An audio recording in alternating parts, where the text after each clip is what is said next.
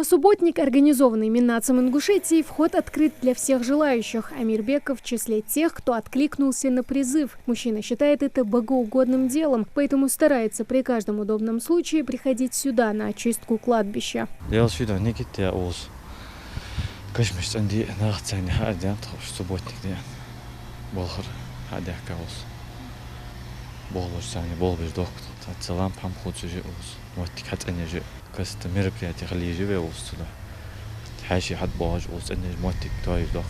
Спилить старые деревья, скосить пожухлую траву, а главное вспомнить умерших и пропавших без вести в своих дуа. С такой благородной миссией на мемориал памяти жертв осени 92-го приехали и все остальные. Я хотел бы принять участие в данном субботнике, в данном мероприятии, отдать дань памяти людям, которые погибли, и также без вести пропавшим.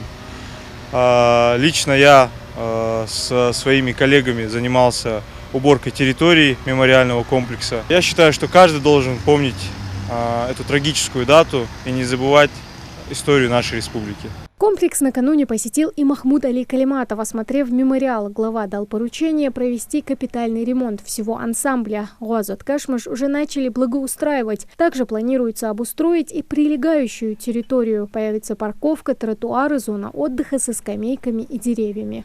Заменили трансформатор, вот видите, прямо стоит трансформатор. Мы до сих пор были без трансформатора. Без трансформатора. Ремонтируется помещение для омовения.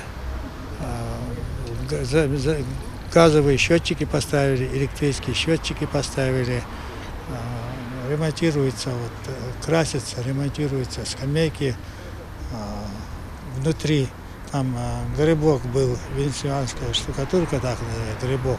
Снимаются батареи, меняются там меняются котлы, привезли, поставили 2 котла, там будет новых стоять, совершенно новых. Уже в следующее воскресенье, 30 октября, на территории комплекса традиционно пройдет памятное мероприятие, посвященное жертвам осени 92-го. Тамара Хшагульгова, Магомед Дарсигов, Новости 24.